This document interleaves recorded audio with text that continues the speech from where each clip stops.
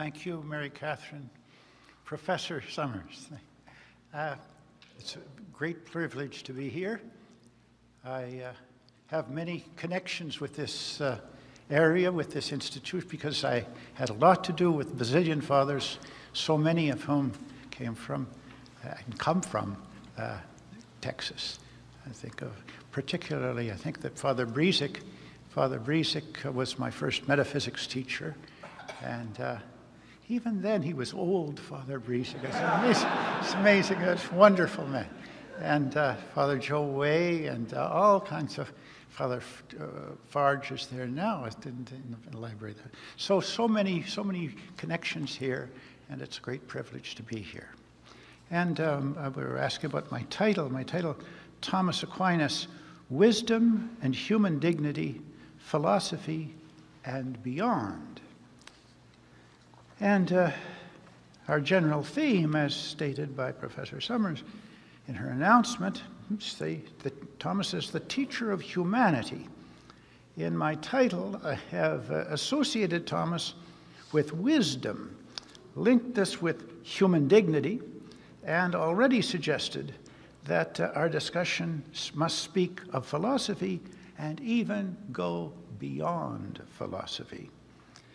Thomas himself, in his most ambitious works, insists at the very beginning that wisdom is his business, and that wisdom is going to take us, perforce, beyond philosophy.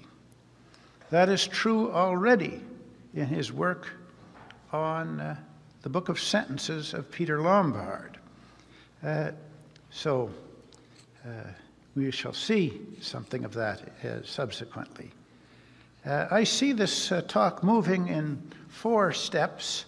The primacy of revelation, Thomas's presentation of the common nature called humanity, the human person, the agent with a story, and the conclusion. The primacy of revelation. If Thomas Aquinas is to be our teacher, then we must take seriously the way he himself begins his lessons. In the present life, this side of the grave, humanity is at its best when seeking through reason and revelation what it's all about. St. Thomas Aquinas, as both philosopher and theologian, heir to the ancient Greek philosophers and to the fathers of the Church, is our best counselor still. We see this in his conception of human dignity. The Christian does not depend on philosophy for his conception of human dignity. That is too serious an issue to be left to mere philosophy. As the common doctor of the Church, Thomas teaches that in the very first article of his Summa Theologiae, that there is need for a doctrine over and above philosophy, a doctrine revealed to us by God. The primary reason for this need is the very goal which God has in view for the human being, a goal which surpasses the human mind's capacity to conceive of it. The magnitude of human dignity is properly grasped only in the light of that destiny. What God's incarnation teaches us, according to St. Thomas, is human dignity. So we have, first of all, and then the very first article of the first question of the Summa Theologiae, man is ordered to God as to an end which surpasses the comprehension of reason, according to the statement of Isaiah 64:4, eye has not seen, O God, without you, what you have prepared for those who love you. But the end must be known in advance to human beings, who ought to order their intentions and their actions towards the end. Human being has got a mind. Hence, it was necessary for the salvation of man that some things which surpass human reason be made known to him through divine revelation. And we have also this in the Tertia Pars. Christ, by ascending once into heaven, obtained for himself and for us the perpetual right and dignity, jus et dignitatem, of the heavenly dwelling. And all the many other references could be given. But our time is limited. But there's a series of quotations by Thomas from Pope Leo, and Augustine, and so on. God appeared to men as a true man. That's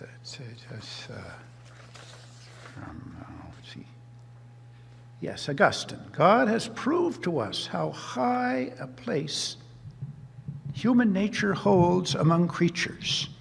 I'm not hearing you. You're not hearing? All right. Inasmuch as he appeared to man as a true man. Pope Leo says in the Sermon on the Nativity, "Learn, O Christian, thy worth, being made a partner of the divine nature. Refuse to return to evil deeds for your former worthlessness." And again, thirdly, in order to do away with man's presumption, the grace of God is commended in Jesus Christ, though no merits of our own went before, as Augustine says. Fourthly, because man's pride, which is the greatest stumbling block to our clinging to God, can be convinced and can be conquered and cured by humility so great. God's humility. Do you know that great passage in the Epistle to the Hebrews that Jesus, with his tears, presented to the Father, and his prayer was heard because of his humility.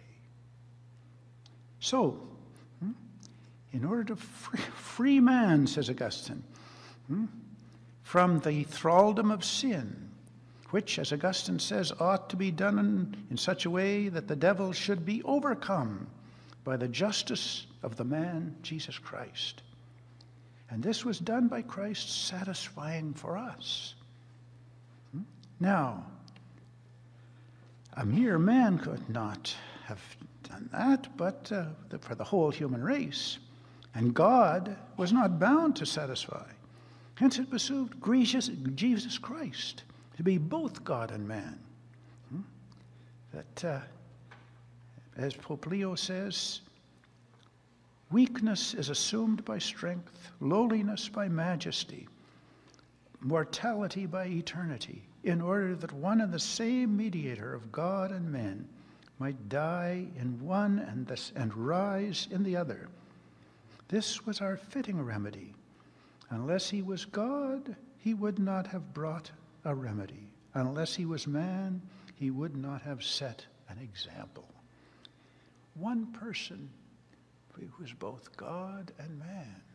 What a manifestation of God's love for the human race. So, we have that testimony to begin with. I wanted to begin there. And I want now to talk a bit about wisdom, because St. Thomas talks about wisdom at the beginning of his presentations, particularly in the commentary on the sentences of Peter Lombard, when he's beginning his teaching, as he's a graduate student, you might say. And then you get this presentation also very obviously in the Summa Contra Gentiles on wisdom as it begins. See? So Thomas begins with wisdom and links this with human dignity. And so we've already suggested that our discussion must speak of philosophy and go beyond philosophy. Now, in the present life, as I say, this side of the grave, humanity is at its best when seeking, through reason and revelation, what it's all about. What is it all about? St. Thomas Aquinas, as both philosopher and theologian, heir to the ancient Greek philosophers, to the philosopher and to the fathers of the church, is, as I said before, still our best counselor. So, we see that the Christian does not depend on philosophy for his conception of human dignity. But what about what it's all about? There's a story I like to tell. I worry about wisdom because it sounds, is that really my problem? Is that what I want to learn from Thomas Aquinas? Aren't there more realistic, fundamental things than wisdom? But really, it's true that we're seeking what it's all about. And so I think that there are certain images which help to see that that really is the case. One in that Aristotle uses is the difference between the knowledge that the worker humbly working, laying the bricks and so on for the building has of the building, and what the architect has of the building. Why this is going there and why this is going there. What's going on? And if you're at a hockey game, if you don't know that everything that happens has to do with getting the puck in the net, that's what it's all about. Now here we are in the world. What's it all about? And one of the great things that I like to quote from that is from the widow of T.S. Eliot. Some of us I've probably told you this before. But when Bertrand Russell died, there was a obituary in the London Times, and there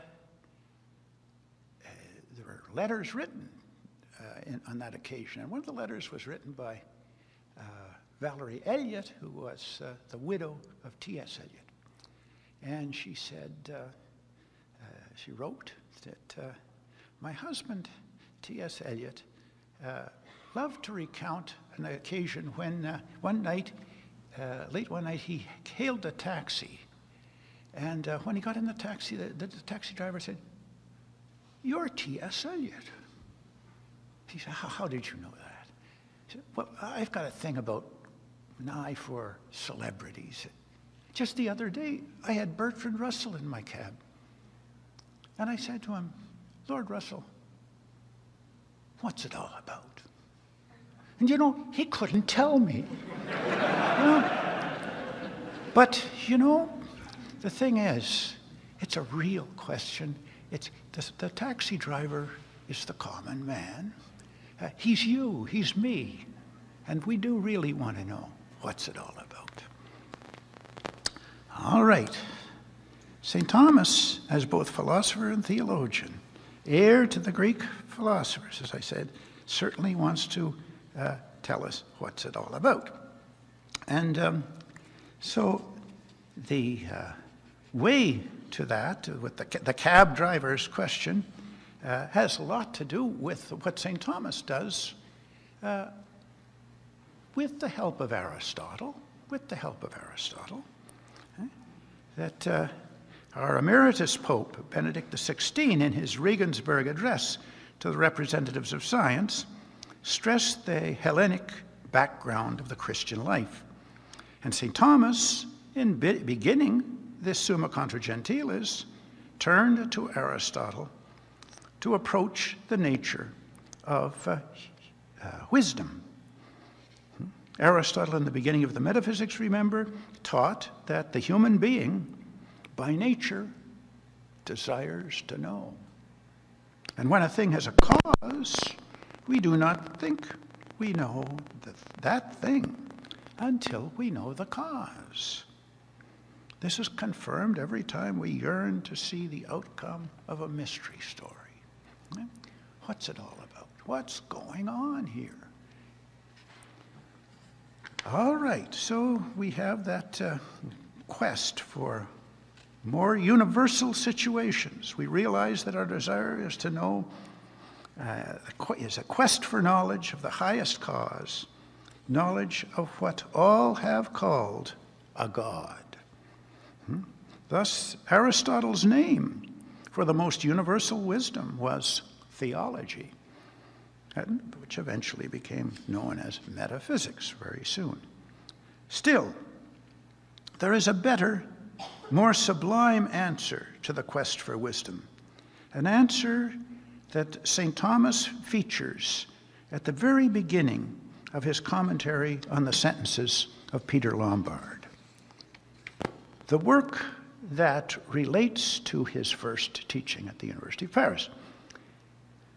To this, Étienne Gilson, our dear professor in Toronto, referred in April 1948. April 1948, this is soon after the end of the Second World War, when he gave the concluding talk to the Paris Semaine des Intellectuels Catholiques, the Catholic Intellectuals Week in Paris. Gilson gave the concluding talk. The theme of the week was intellectuals and the charity of Christ. And Gilson's paper was entitled Intellectuals and Peace. He spoke of the fear haunting the human being at that time, referring to the experience of the 20th century and above all of the Second World War, of the mistreatment of man by man. I often think of the title of a book by Gabriel Marcel, Les Hommes contre l'Humain. And we saw plenty of that in the 20th century. Hasn't stopped. The invention and use of the atomic bomb suggested that henceforth there was no limit to the possibilities of destruction of the real. The terrors of the year 2000 seemed predictable enough.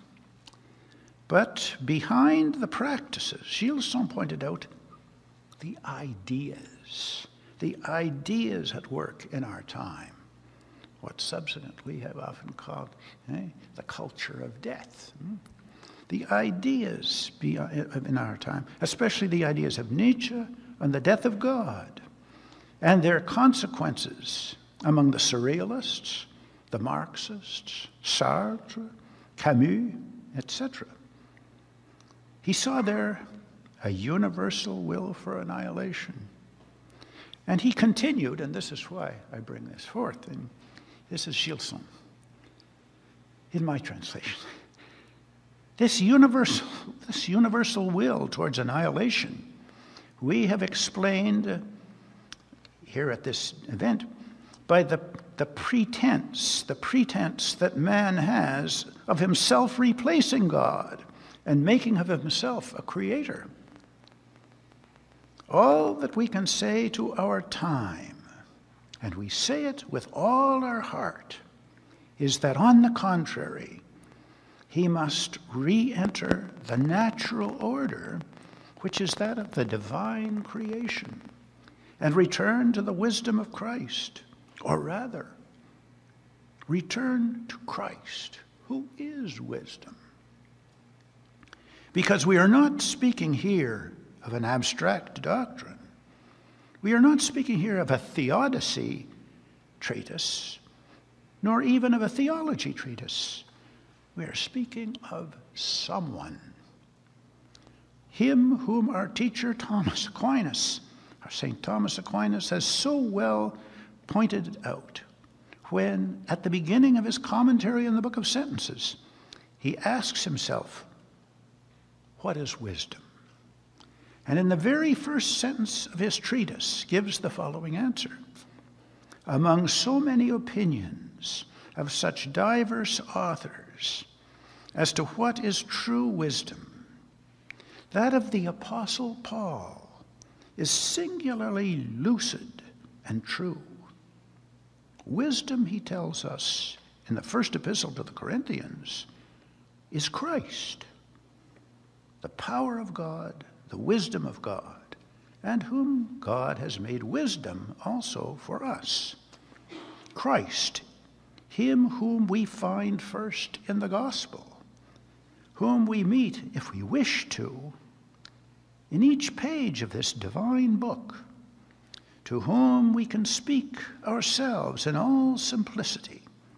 I'd almost said, man to man. Let us say at least, to the man God, to whom we can say, Lord, Son of David, have mercy on us. Lord, if you will, you can heal us. He is there, available to us, and we can, if we so wish, make him available to all. So that's the end of the statement of Gilson at that Semaine des Intellectuels Catholiques. So, there are many other testimonies such as that, but I thought that that was what struck close to home for many of us who were students in Toronto. How does Thomas himself present his own project? What does he seek to do for his readers? We think of his two most famous works, the Summa Contra Gentiles and the Summa Theologiae. Each has introductory remarks as to the author's intention. In the Contra Gentiles, he presents himself, as we said, as seeking to do the work of the sage, to present wisdom.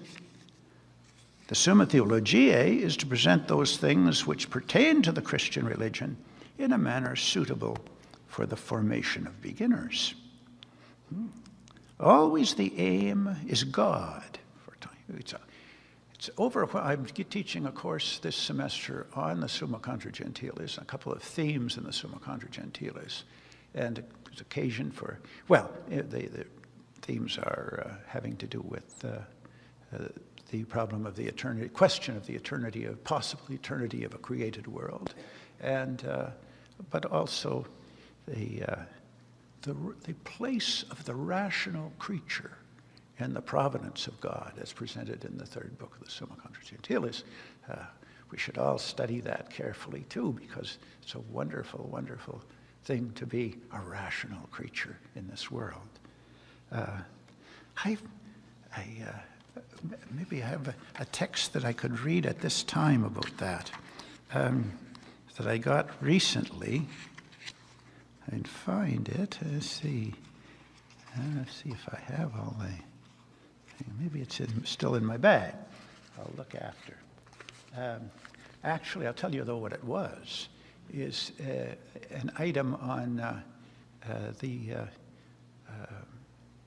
having of children, and had to do with the Peter Geach and his wife, both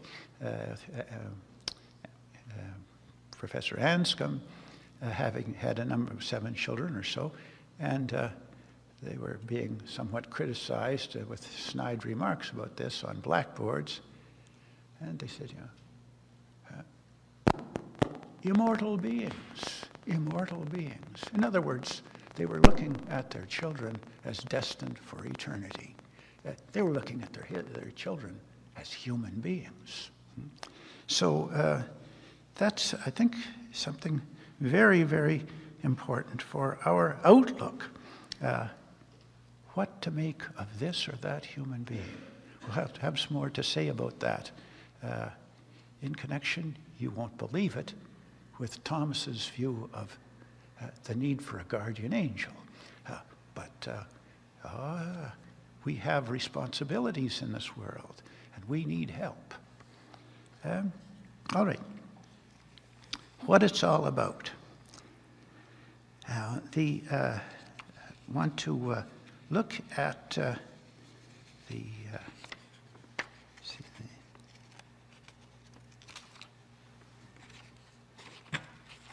read the Gilson quotation.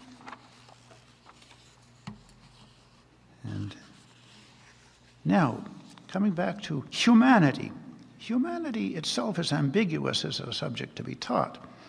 As Aristotle said, the human being should strive to attain to what is best in himself. That is, to what is most divine in his makeup. And that he located in reason. That's the Greek nous, intellectus in St. Thomas's Latin. So this is already Aristotle telling us that basically to be a human being relates to that small but important item called the mind. And we should be aiming to work with that. So we said that we have a reason for including philosophy and beyond. The incompleteness of mere philosophy is highlighted by Thomas already, but it presents the need for revelation. What I mean by philosophy and what is its use as the holy teaching. That's what he calls it. In both the commentary and the senses, he uses that expression, and in the Summa Theologiae.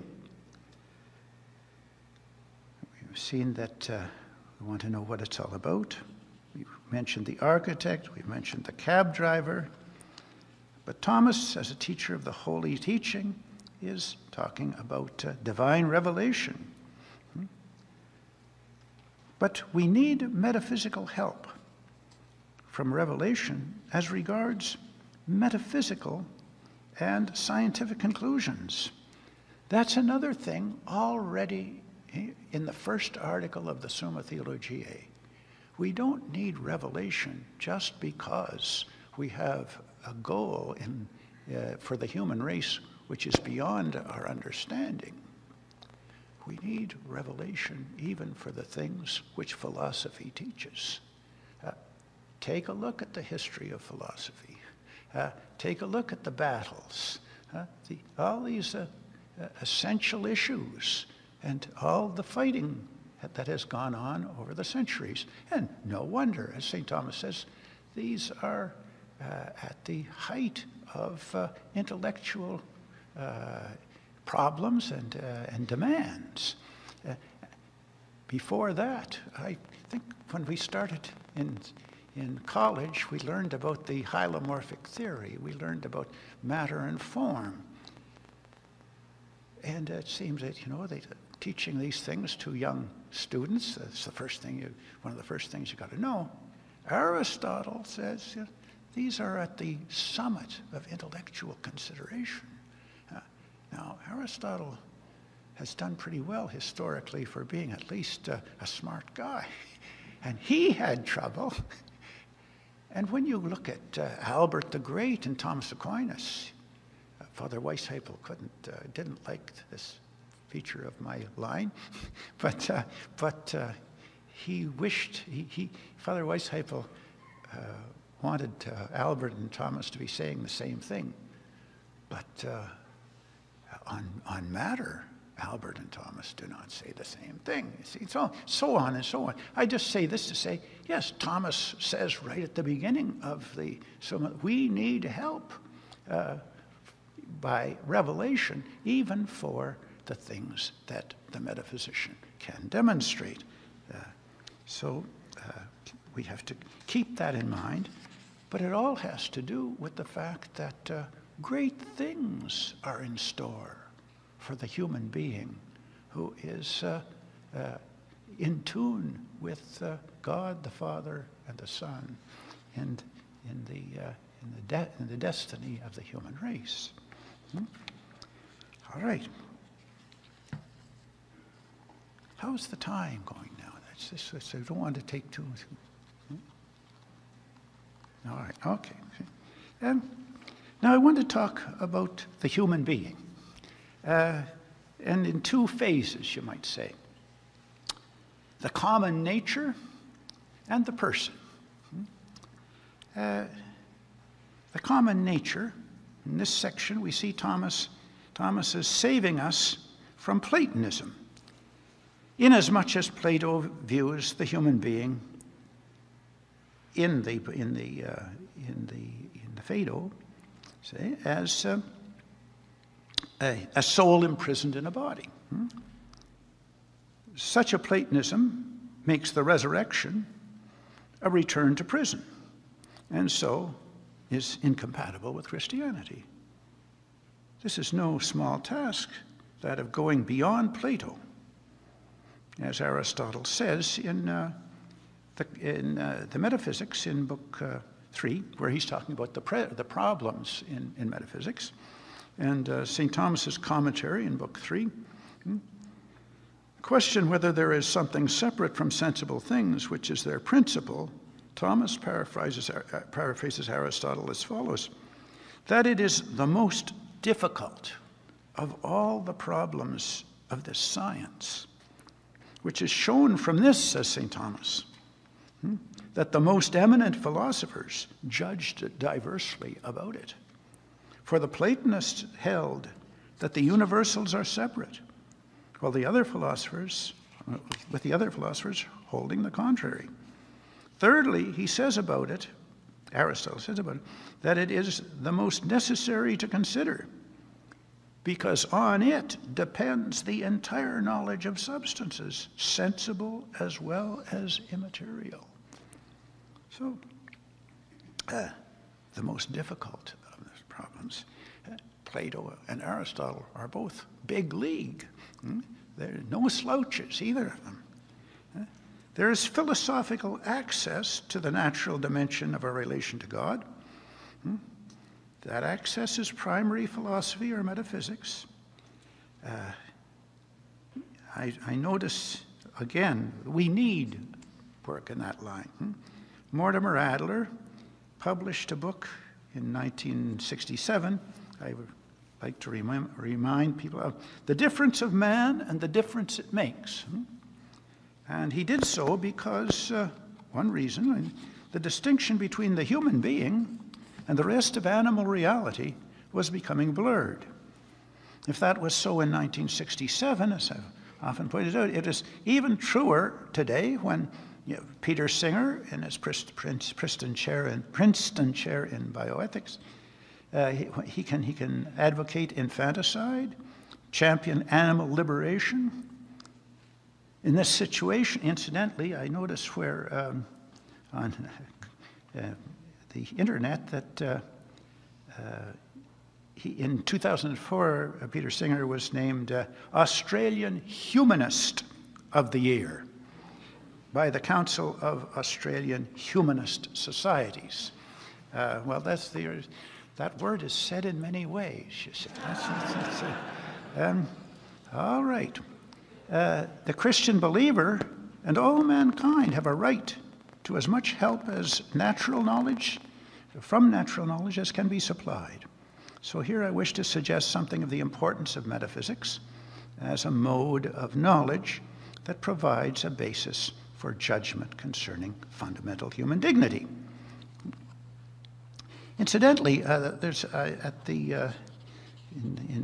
writing this, I was reminded of the text in Aristotle's Parts of Animals that I hadn't really noticed until relatively recent years. This is in the very beginning of Parts of Animals. I'd been reading in that, but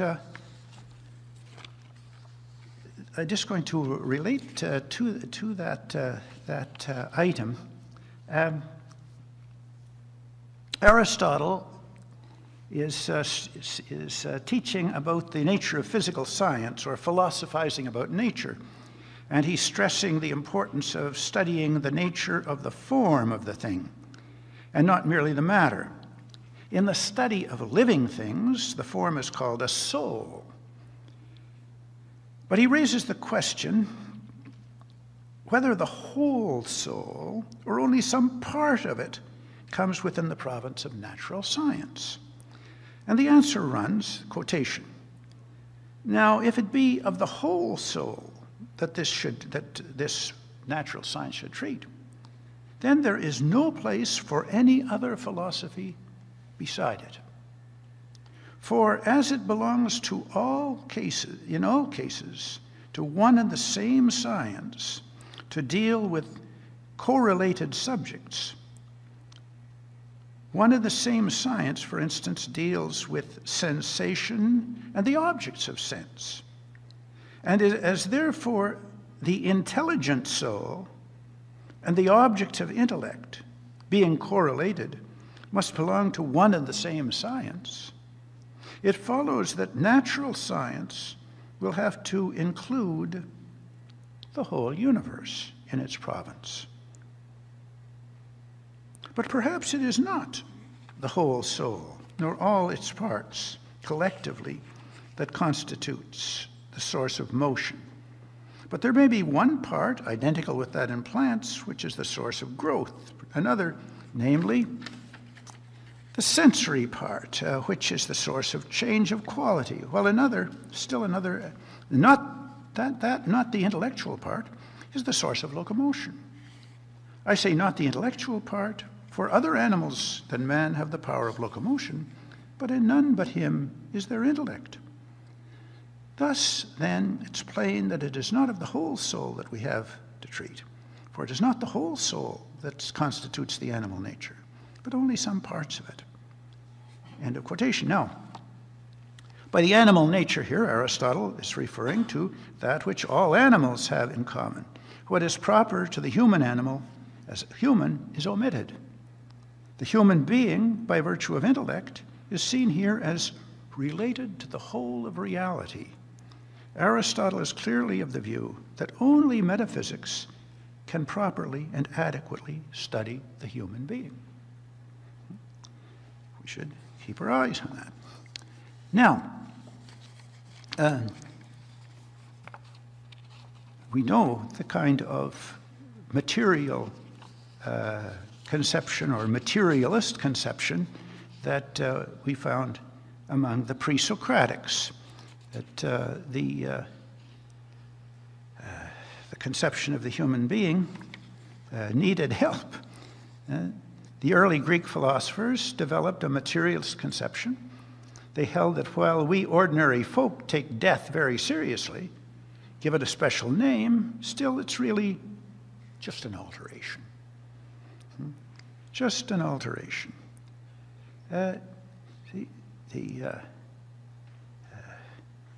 Things are rearranged a little bit. So, the philosopher Empedocles posited 4 fundamental roots: earth, air, fire, and water, and Aristotle interpreted them as having the status of smallest particles. And here's what Empedocles says: there is no birth of any of mortal things, nor any end in baneful death, but only a mixing and an exchange of the things that have been mixed. But men, when these have been mixed in the form of a man and come into the light, or into the form of a species of wild animals or plants or birds, they say that this has come into being. And when they separate these, this men call sad fate. The terms that right demands they do not use, but through custom I myself also apply these names. So, the conception developed by Plato that we see in the Phaedo focused on the mind of man. Indeed, it did so to such an extent that the presence of mind in the human body was seen as a form of punishment, the body being adjudged as unsuitable environment for a mind. Intellectual cultivation, the life of philosophy, was seen as a preparation for, indeed, foretaste of death, conceived as the liberation of the intellectual principle, the mind from the body. Aristotle appreciated the unity of natural substances, including the unity of the human being, soul and body. His question regarding the soul as principle of substantial unity of the soul-body composite was whether any soul had the sort of being or existence which permitted it to survive death. He found in intellection the sort of operation which revealed the separability or subsistence, and so the possible immortality of the human intellectual soul. Aristotle's teachings concerning the human intellectual soul are presented in a very elliptical way and have given rise to much controversy in the part of subsequent commentators. The conception of the human being that Thomas has presents best, as I would say, I think that it incorporates best, in my judgment, the very different, many different sides of the Aristotelian picture. So I come then to Thomas Aquinas' conception of the human being. As I said at the outset, he's working in the context of Christian doctrine based on revelation. One of the primary points in that doctrine is the resurrection of the human body.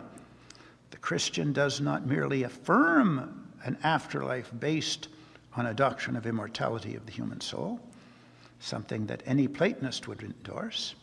The Christian holds that the soul is immortal, but that at the end of the present phase of universal existence, there will be a restoration of the human body, once and for all, to those immortal souls.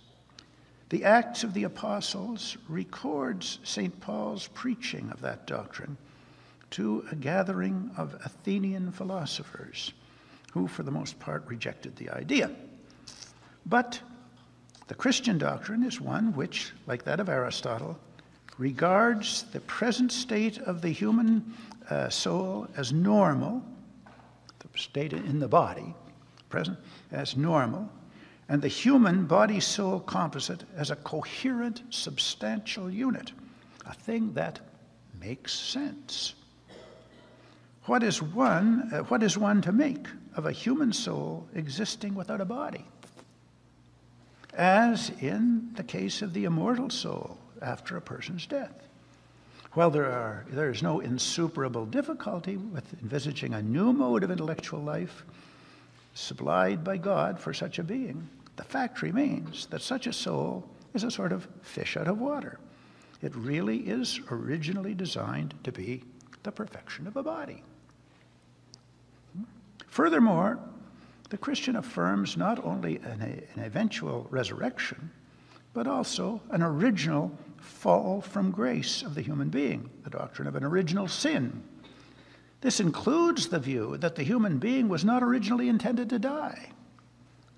Thus, Thomas, presenting the original condition of man, explains the sort of immortality then conferred on man. Though the human being is naturally mortal, it was appropriate that such a being have a gift of immortality precisely because of the nobility of the human intellectual soul. He says of God's bestowing such a gift, this was reasonably done, for since the rational soul exceeds the proportion of corporeal matter, as has been explained, it was fitting that in the beginning a power was given to it through which it could preserve the body beyond the nature of corporeal matter. End of quotation. Indeed, there's a question as to whether death is natural for the human being. As Thomas teaches, quotation, though every form intends perpetual being as much as it can, every form intends perpetual being as much as it can, nevertheless, no form of a corruptible thing can achieve its own perpetuity, save the rational soul, by the fact that it, the rational soul, is not altogether subjected to corporeal matter, as are the other forms. Indeed, it has as proper operation an immaterial operation, as was established in the first part of the Summa Theologiae, question 75, article 2. Hence, on the side of his form. Incorruptibility is more natural to man than to other corruptible things. But because he too has matter, which is composed of contraries, from the inclination of the matter, corruptibility follows in the thing as a whole. And in that way, man is naturally corruptible in virtue of the nature of the matter left to itself, but not according to the nature of the form. End of quotation. So we have a doctrine which affirms the unity of the body-soul composite, but affirms also the transcendence of the soul, the unifying principle of that composite. No wonder, then, that the resurrection of the body is anticipated with joy. The point I'm seeking to highlight here is the unity of the human being, body and soul, even while stressing the spirituality, the immateriality of the human soul. We are very far from the dualism of Descartes or Plato. This shows itself in the teaching that the human soul, just in itself, is not a person. One might think that the classical definition of the person as an individual substance of a rational nature would apply. The human soul is an individual being and can survive the death of the composite of soul and body. Moreover, its rationality is evident. Where it falls short is expressed in the word nature. It does not have the completeness that word suggests in a substance. The complete thing is,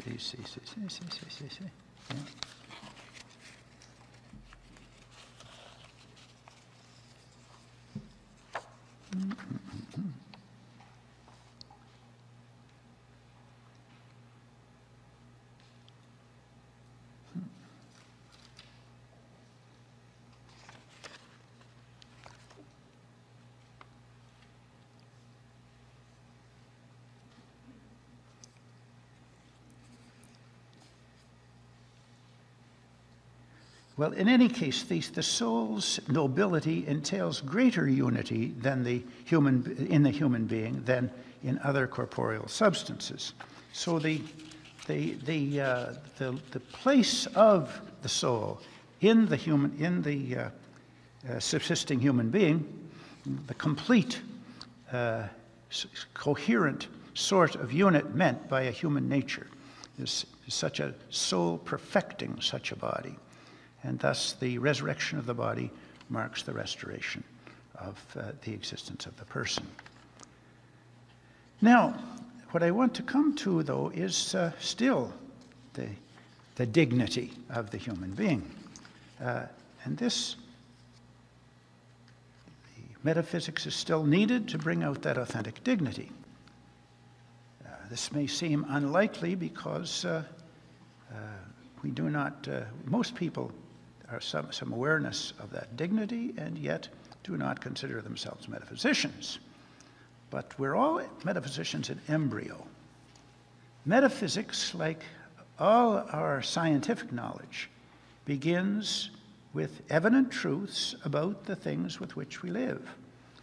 Indeed, because of its ambition to attain complete universality, it must begin with most commonly known and certain truths of experience. Metaphysics wants to attain to a universal vision, and so it must begin with the most commonly known and certain truths of experience.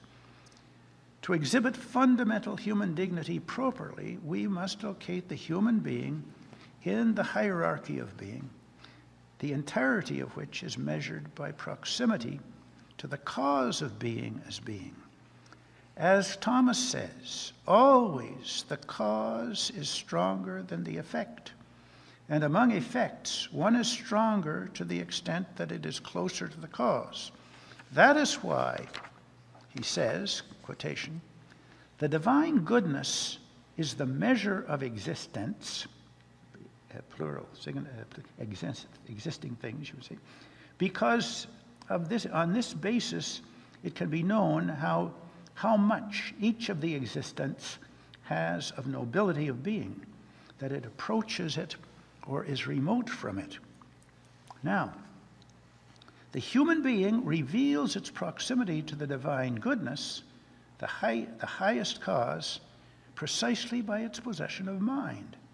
The human mind conceives of being and goodness in their universality. That is what it is for something to be and to be good. And I wanted to call attention particularly to a passage in St. Thomas's second part of the Summa, the Secunda Secundae, question 2, article 3.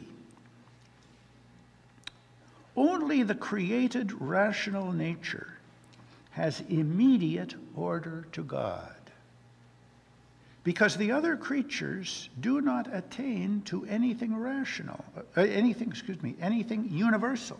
The other creatures do not attain to anything universal, but only to something particular, participating in the divine goodness, either as to being only, as inanimate things, or also in living and knowing singulars, as plants and animals.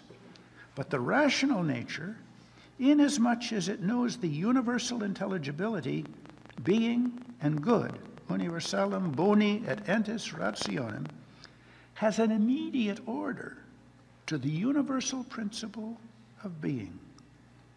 Well, this is a great step, I think, that statement in moving towards the height of divine dignity. This makes possible to know God and to order one's existence to God in friendship. Indeed, in so doing, one is bringing to perfection the deepest tendency of human nature itself. I'll call attention to that again. Another doctrine that I would like to talk about at length, that is that Thomas's doctrine is that we naturally love God with a friendly love more than we love ourselves. We naturally love God with a friendly love more than we know ourselves.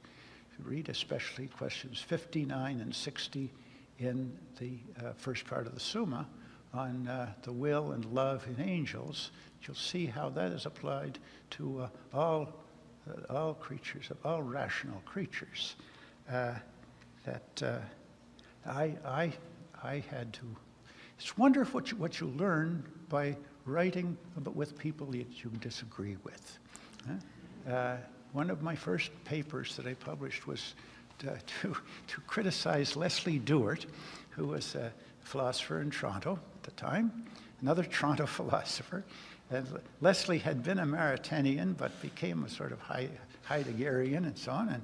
And in any case, he wrote a book called The Future of Belief. And in it, he presented St. Thomas as being part of a movement historically, which he called spiritual hedonism. Spiritual hedonism. And what I learned in writing that paper against him was this doctrine that it's rather natural for the rational creature to love God with a friendly love. That is to say, not just enjoying God's spectacular view or something like that, but no, having your heart in looking towards good things that God will like, and so on. They're good for God. That you want to imitate God, and so on and so on. As I say, that's taken up at least 3 times in the Summa Theologiae, discussing charity and so on. That somebody says, no, that's charity. No, that's natural love of God. Now, he also will say that original sin has weakened that. We're in trouble. But that's the real human being that we're talking about when we talk about that doctrine of original sin again. You see, that's it's not the way we were meant to be. So, yes, I think that you can see where I'm going in saying that as more we look at these views of other creatures and the human being in St. Thomas, the more we appreciate why the rational creature is in the order of creation as to creatures, what it's all about. That the primary creature, creation exists as a place for the rational creature. That you'll get in the Summa Contra Gentiles. So, be glad to hear what you have to say about these things. Thank you for your attention.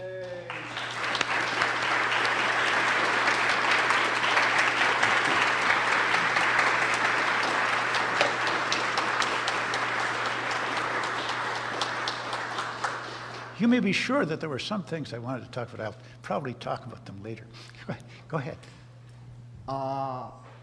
I believe I have a guardian angel, but it's no ordinary guardian angel. It's on. Can you hear me? Can anybody hear me? You believe that you've got a guardian angel, you say? Yeah, I have an archangel guardian angel. Mm-hmm. Not a regular guardian angel. I have an archangel guardian angel. Mm-hmm. Yeah, I believe also that, Jesus Christ in the scriptures, the Gospels, healed the blind, the infirm, and the lame, and that. Mm-hmm. But there was no mention of him healing the amputees. I mean, but were there amputees back then? Amputees? Yeah, amputees. Yeah. Mm-hmm. What about that now? Curing the amputees? Yeah. Okay. Yeah, like let you have an arm, or 2 arms, or 2 hands, or mm-hmm. 2 legs, or whatever. Mm-hmm. I mean, what would Thomas Aquinas say about that? I don't know. I think he'd probably have some good things to say about it, but you can't. You can see. Do you see in Jesus someone who would be interested in that? And he must. Yes, you see. So it seems to me that. Oops! Careful. Yeah. All right. That you have to get your portrait of Jesus from the Scriptures, that's for sure. And what's there is there, and what isn't there isn't there. So you can't, I'd say you get the trend. There are probably lots of things that he did that we don't know any. I think that's said in the Gospel of St. John. All the things that Jesus did. But I think that's you see that as in the line of what he did, but you don't find anything in it, and that's what John is saying, that there are a lot of things that he did. So I think you're in the right line from that point of view. He was interested in that. Yeah. Anyone know? Oh, but you were talking about the guardian angel. Why the guardian angel that got injured? Because yesterday I was crossing the gear line at Autumn Railroad, and the small truck hit me going about 40 miles an hour, and I have a scar on my stomach, and it knocked me flat on my feet. I got up, and it was about a kilometer away. But I have an archangel guardian angel. I see. All right. I did want to say something about to you that gives me a chance just to make one short remark about Thomas has an article, lots of things about the guardian angels, but is it a reasonable belief that there are that each person has his own guardian angel? That is an article that's, and I was delighted in the argument in it that one of the objectors quite neatly says, your doctrine, Thomas, of angels is such that each angel exhausts its species. So each angel is specifically different from the other. And that means that they are in a hierarchy, like the numbers. Each one adds a new height. So if each human being, now human beings by nature are more equal, and one of those, if you take two guardian angels and two human beings, one of those guardian angels has a low-class job. He shouldn't have to have a lower-class job like that, or vice versa. They both should, and so on, see? And what does St. Thomas say? He says, well, the guardian angel has to do with the human person, and the human person, the person, is that being that you can tell, you can have a story about, because each person has a role to play in historical reality. So you don't know which one of those is more important. There's lots of importance in the individuals to go around. In other words, and that goes very much with the idea that St. Thomas uses in explaining St. Paul saying we should consider each other as more worthy than us. Mary Catherine is more worthy than I am. She says, I am more worthy than she is. As a good Christian, she says that.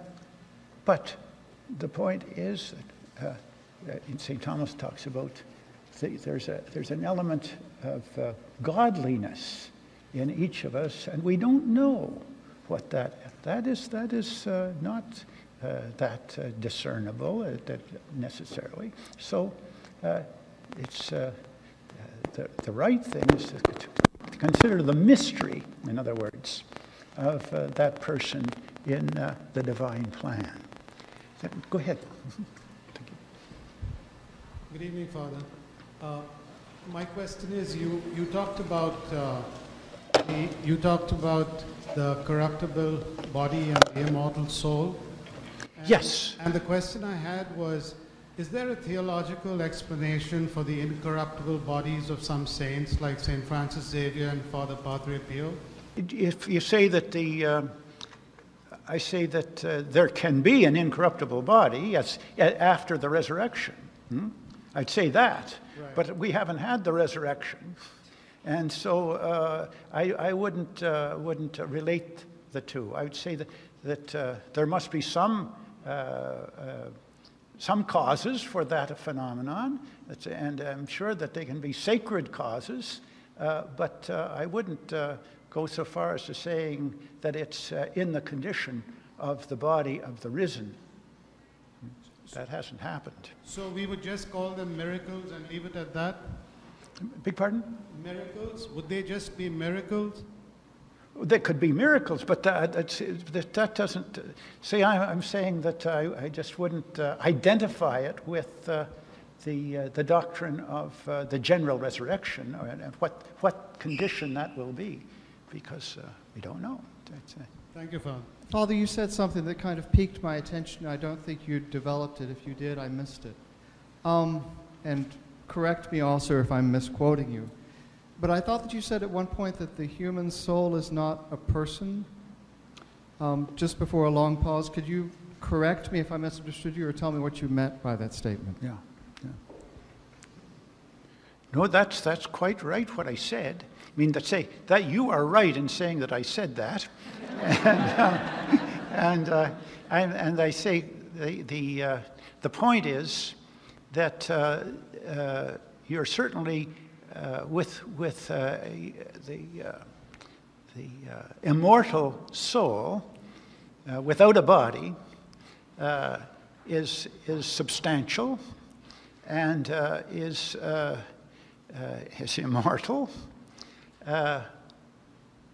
And has, as St. Thomas teaches, a different mode of knowing conferred on it by God. It's something more akin to what you get in an angel, but can't be altogether that because it's not an angel. But the reason that you say that it's not a person, the angel is a person, because the angel is a complete natural thing in that level of nature. But the natural situation of the human soul is as the perfection of a human body, so that the nature is the body-soul composite. That's why I say human being makes sense. It's not just a horse and buggy arrangement, you see.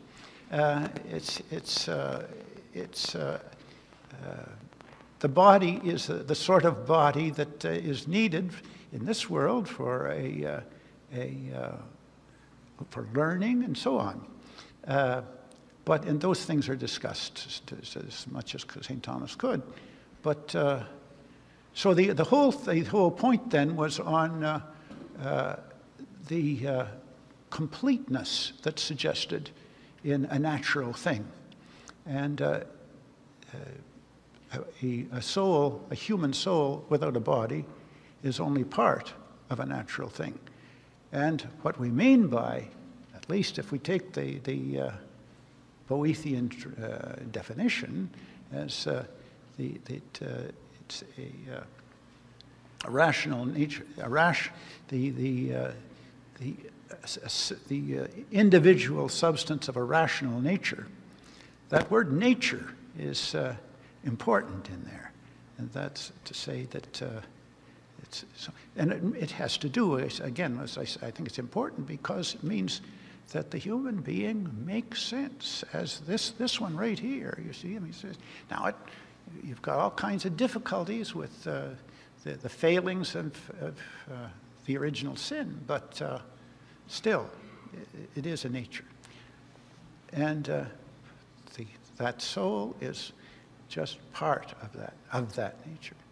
Had a very good defense of that thesis at Ottawa U just this spring. Anyway, a young man from Argentina, actually. Very good, yes. Sakia. Go ahead. Thank you very much for the talk, Father. You mentioned that the human soul, that the human loves God with a friendly love. And made me remember that in the Ethics, Aristotle talks about how friendship is properly between equals. And he gives the example of the friendship of pleasure between the king and the jester. But friendship properly is between equals, but we obviously are not equal with God. So how then, I was just wondering if you could explain a little more why St. Thomas would say we have a friendly love of God, given that we are very clearly not God's equal. Yes, that's good question. Another question that I can at least refer you to a Toronto publication, because there's a book of the papers of Gerald B. Phelan. Father Phelan has precisely on justice and friendship. And so he does, in that, he raises that question about the sort of friendship that Aristotle makes possible for people with respect to the gods, and how different the Christian situation is. But beyond, I would say beyond the point that, yes, the Christian situation is plenty different, still, there is, in Aristotle is not, the text that I have in mind at any rate, in the Nicomachean Ethics, where he's saying, you know, the more you live this way, the more they're going to like you. It sounds as if at least there's a rather friendly situation that he says might be the case. He certainly doesn't say it is the case, but he says, I would live in that direction myself. That's what he's saying. Yeah. But that certainly is raised. That issue is raised, as you do, by Father Phelan in there. Now, tell me, say it again. Yeah. I was reading an article where the professor was saying that whenever in the resurrection, the final resurrection, when the body is united with the soul, that not only is it complete human happiness as Thomas teaches, but even further, he says there's room for Thomas being a personalist in the sense that that individual has the perfect human happiness, and until the body is united, it's complete, but not as complete. Aha, okay. So he's saying that until you have the resurrection, it's not complete happiness. And so what I'm wondering is if you would agree with him. That it's not as good as it gets. Yeah. Well, yes, it's not as good as it gets. That's it. But it certainly is. It's already something. I think that's.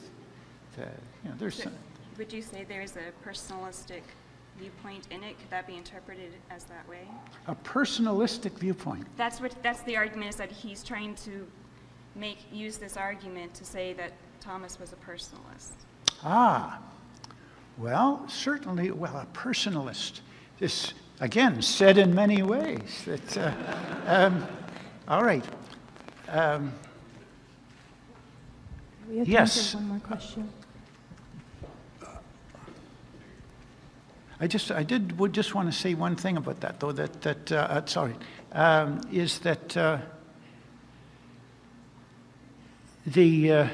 Ultimately, St. Thomas is a personalist in the sense that he's going to have all the people in Beatitude are persons, and that the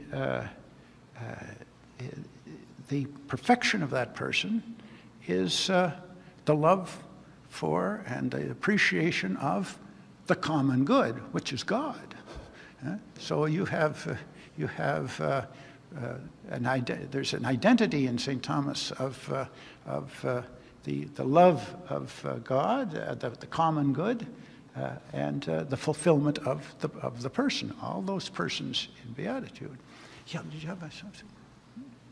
Thank you very much, Father, for that very illuminating talk. I wonder if I could ask a very simple question.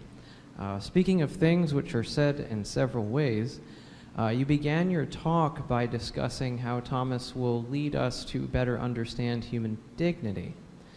And dignity strikes me as a word that is said in several ways. And so I wonder if you might help us get off to a good start here by giving us a solid definition of the word dignity in Thomas Aquinas. Aha, very good. Did somebody send you? In the current Nova et Vetera, I have a paper on the many uses of dignity, the word dignity in St. Thomas. And it certainly is, there are a variety of uses. And you may be sure that God is most dignified of all. It's a remarkable text I would call your attention to is it's in the St. Thomas's commentary on the Gospel of St. John. It has its story as to how it got written down and all that, but nevertheless, what is also the truth of it is that at the very first, St. Thomas writes a kind of personal introduction to that. And he's talking about the ways that the different philosophers got to know God. And in there, the presentation of God as dignissimo is really the line that you get in question 44, Article 1, on God as the efficient cause of all things, because he is ipsum esse subsistens, and everything is participating in him as ipsum esse subsistens. So he is really in charge there and governing the whole thing. And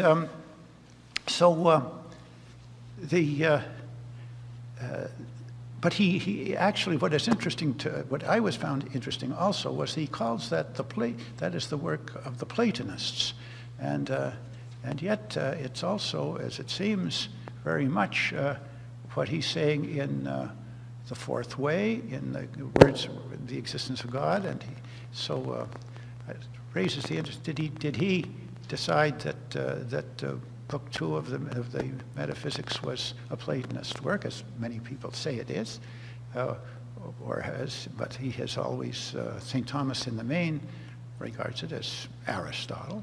But anyway, that's true, the one that you get Dignissima, I said most of God, but you find it very much in the texts of the hierarchy of virtues that are involved with religion and piety and observancia and so on. And you get there that someone who is put into a position of dignity there is a governor, who governs people, and he has to have a certain wherewithal to do the job properly, and so he's that's especially a place where that dignity word is used. He also notes, for instance, that Jesus in his life did not take on a dignity position because he didn't want people to be falsely inclined to look for big jobs and big hats and so on. But yes, anyway, there are a lot of meanings to the word, but there's a system. And there's a beautiful text in St. Thomas's commentary on Romans when he's talking about the Greeks, the famous Greeks who did not have the law but followed the laws. And they become law unto themselves in that they fulfill what law is, according to Aristotle. The certain ways that you have to behave are given to you. And they don't need coercion and so on, you see. So they're really at the height of human dignity in that way. But then there are those who have to have the law, but they do follow it. And then there are those who have to be coerced, but they do follow it. And then there are those who, even if they're coerced, they don't follow it. And then you get, this is the lowest form of, you can't teach them anything, these people. And I would just call your attention to that paper, Alri. Thank you for your question. Thank you, Father, very much.